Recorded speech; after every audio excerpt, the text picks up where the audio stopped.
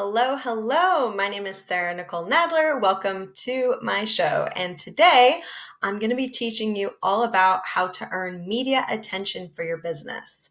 So in case you're wondering who on earth I am and what I would possibly know about this subject, as I said, my name is Sarah and I am a coach, a consultant, and a trainer.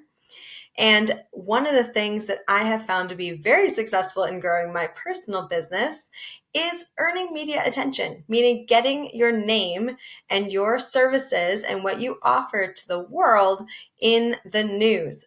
This could be newspaper articles, TV shows, blogs, podcasts, etc. It's what we like to call third-party endorsements, meaning not something I say about myself, not something my clients or customers are saying about me, but things that other people who have no vested interest in talking about me, what they have to say about my business.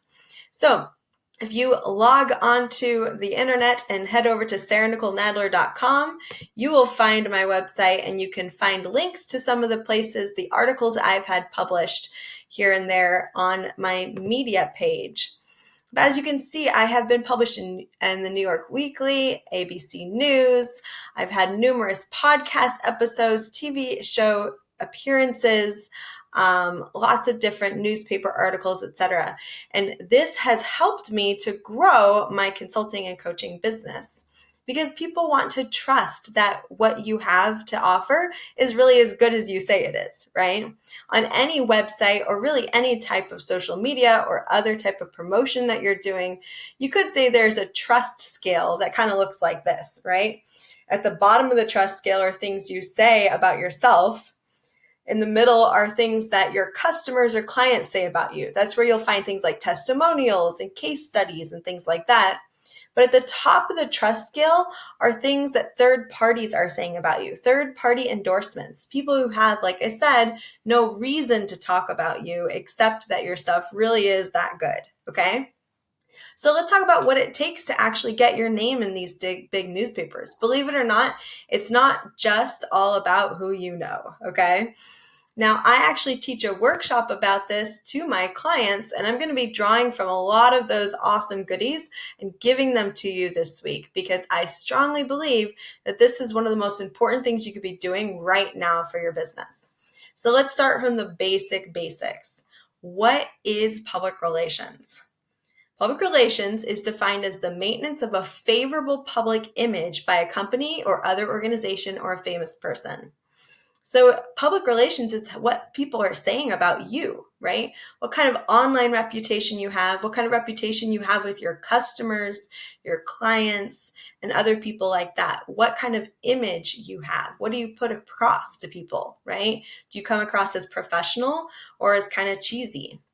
That has to do with your public relations, your public image. Goodwill is the favor and advantage that a business has acquired through its brands and its good reputation.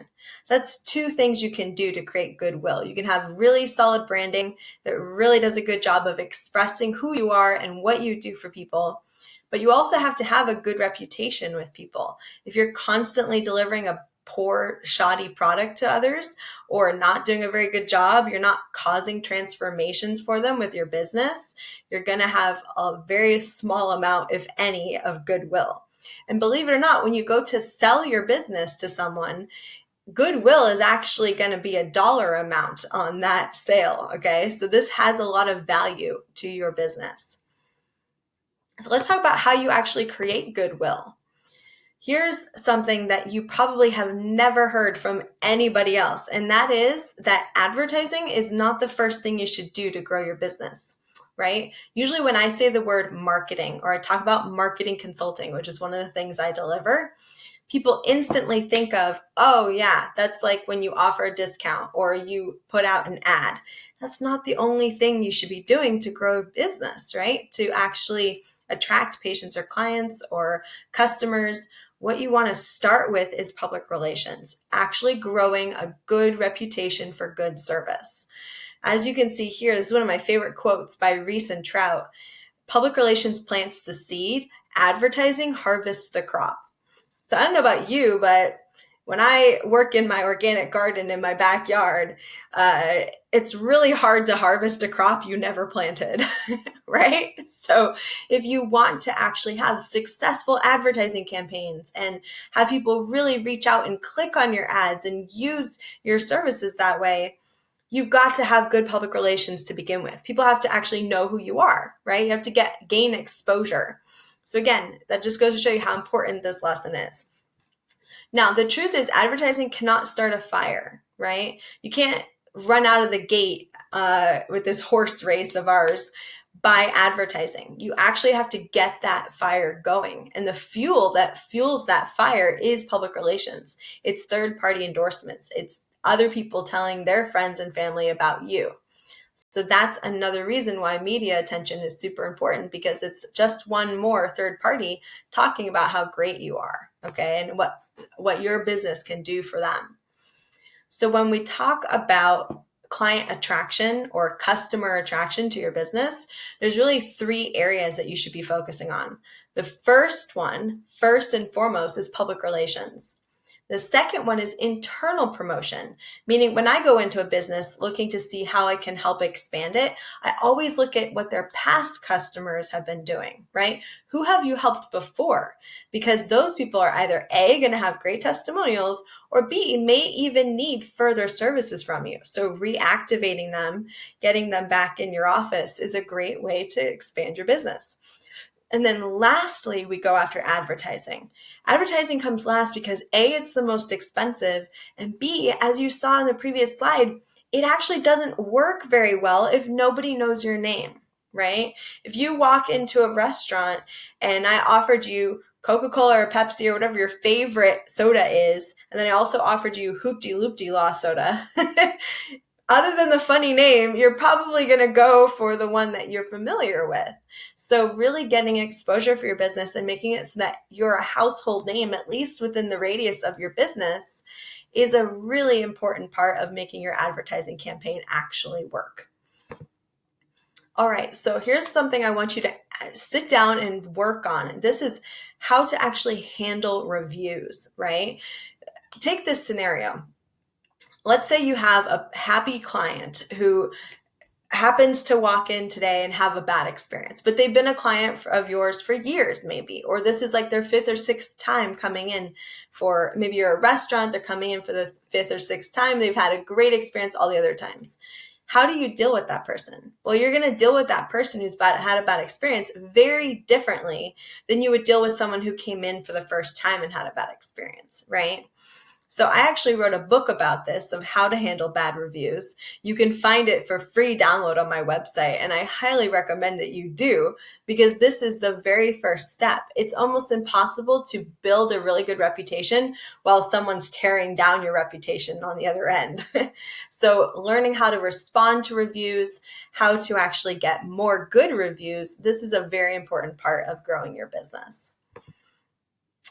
All right, now before we move on, I'm going to share a couple of awesome resources I have for you. If you go to this website, silkenmarketing.site/marketing lesson3 earned media. I know it's a long name, but I think I'll keep this on the screen long enough for you to write it down. You are going to find some amazing resources that I've put together for you on how to actually earn media for your business. But my first tip for you in doing this is an amazing tool that I have found called HARO, Help a Reporter Out. Okay, if you go to helpareporter.com, you can sign up for this awesome tool. And what it's going to do is it's going to help you actually get off the ground and start getting little bits of media attention for your business, right? We're not going to go from 0 to New York Times. In most cases, it takes a little bit more of a gradient approach than that. But before you can use any tool, even HARO, you have to really put yourself in the right frame of mind. And the frame of mind that works best for earning media for your business is this right here. PR people are storytellers. So at every given day of your business, there are things that happen, right? And every week, practically, you're going to experience things that would be worth talking about. right? If you're actually seeing clients and customers every single day, I guarantee you there are stories there. You just have to find them. And the way you find them is you start thinking like a storyteller. So let me give you some examples. I had a client one time tell me they had absolutely nothing that was worth talking about on social media and absolutely nothing that was worth talking about on TV or in the news. And yet, when I dug a little deeper, I found out that they had just had a grand opening less than a month before of a new location. And not only did it flop completely, hardly anyone showed up, but also they hadn't even done a ribbon cutting or anything. And I told them, look, that right there is what's missing, is you're not thinking like a storyteller, which means you're not inviting people to it and making it an event. Even if you just put one piece of ribbon and you snipped it with your kid's scissors, you're still going to have an event. And that event means that people could be invited to join you. You could have balloons, you could have the media show up and actually interview you about your new location, etc. There's so many opportunities right there for stories that they could have been in probably multiple media on that week, but they didn't. And so they had a very hard time thereafter attracting clients and customers to that location. So again, it's all about your mindset. It's all about thinking like a storyteller so that you see stories worth talking about in your everyday life. All right, the next thing that will be very helpful when you're trying to actually come up with things worth talking about is to recognize that there are really only a certain number of plots that are pretty much the same in every story.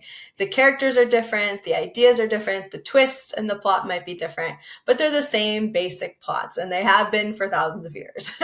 So as someone who's written and published 4 books now, I can tell you these are very helpful when you're trying to come up with a story. Even in marketing and sales, I use these story formulas all the time. So let's talk about these plots. Over here on the left, you'll see the first one is overcoming the monster. So let's say that you are a dentist, and what could the monster be that you help your patients to overcome? Well, the monster is probably self-doubt, fear, lack of confidence. It could be even money, right? It could be a professional person who feels like they can't go get the job that they want because they're being held back by their lack of straight teeth. So that monster is what you're helping your patients every single day to overcome. And that means that every single patient is their own story. Let's take the next one, rags to riches. Again, taking the example of maybe a boutique shop, right? Girl comes in, she really wants to buy something, she doesn't have the money for it. You offer to lay it aside for her and let her make payments. Some stores do this, right? Let's say 6 months later, she comes back and she tells you, I just landed this dream job and I'm here to pick up that shirt that I really wanted. That could be a beautiful story of how you helped her, inspire her to go out and make the money that she needed to wear that outfit that she really wanted, right? See, these don't have to be completely life-changing, but they do need to be circumstances that are worth talking about. So you got to look for those in your business. And when you find them, you've got to talk about them, which we'll talk about in a minute. Okay, let's take the next one, which is a quest. A quest usually means a person is stepping outside of normal life to go accomplish something, right? So this could be a person who's had a hard time with their health, and so they decide to go vegan. If you happen to be a nutritionalist, that could be an amazing story for you. It can also be things a little bit more ordinary or everyday, such as a mother who, she wants to be a mompreneur. She finds out she's got this amazing skill with pottery, and then she goes off and, with her child strapped to her back, like travels through Africa or something, right? Like doesn't have to stick to normal circumstances. Sometimes those ones are a little bit outside the box. But again, if you happen to have a story like that with an amazing client or customer who's done something amazing, or if you yourself has an amazing quest story that's part of your brand story, that's certainly worth telling. Myself, I actually have a quest brand story. That's kind of how I got started. I had my sister passed away when I was 19 and my parents divorced, and then my boyfriend cheated on me and my dog died. So I went on a journey of self-discovery through Mexico, and that's how I ended up getting first ordained as a minister and later becoming a coach and consultant. So I use that story all the time because it's interesting. It's definitely was heartbreaking at the beginning, but has a very happy ending. People like to hear it and are inspired by it, and I've been able to help a lot of people because of that. So really looking for a quest is a great way to talk about your brand if you have one, or talk about the transformation you cause with your business if your client is the one experiencing that quest. And then similarly with a rebirth, you have someone who's been down in the dumps. Maybe they were homeless or could have lost everything or have experienced some kind of loss, and then your product or service helped them to overcome that. So using storytelling formulas is very helpful when you're trying to actually figure out what to say with your media. All right, so let's get back to Help a Reporter Out. When you go to helpareporter.com, you're going to see two buttons you can choose to select. One of them says for reporters, the other one says for sources. You are a source as a business owner. You are someone who has a source of information for reporters. So you're going to sign up for that, and they will send you a list of the different things that they're hoping to publish that week or that month. And all you have to do is pitch your idea at them, and you will start getting yourself published. There are a couple of things, however, that you have to have and share with them in order for this to really work. One of them is a media kit. And again, if you go to my website right here, you will find not only an example of my press kit and a company press kit, but also a little media kit brainstorm that you can use. I highly recommend you use those when you're trying to put your press kit together. All right, so that's a very important thing you want to have. It's going to have a professional headshot of you, a bio about you, what your brand story is, and just usually I like to include question and answers. Like, hey, if you asked me this question, here's what my answer would be, so that the reporter can quote you. And then the second thing you really need in order to do a good job with HARO is you have to know and understand how to write a story, meaning pitch your idea to the reporter and convince them to publish it for you. I did include an example of one right here if you click this link, but honestly, this is something I teach people how to do. So if you really want to be applying this a lot, I highly recommend you sign up for some training, and I will walk you through and actually help you get your first couple of articles published. All right, so that's what it takes to actually do what I've been doing, which is get my name into all of these different places. And then what you want to do is you want to share those links not only on your website like I have, but also on social media, talk about them when you are in front of people, because it helps build the trust factor. It makes it obvious to people that you know what you're talking about because it was good enough that someone published you. And that way they'll recognize the value in your product or services, and they'll be that much more willing and excited to sign up with you. I hope you guys have found this a helpful video, and I'll talk to you next time. Bye.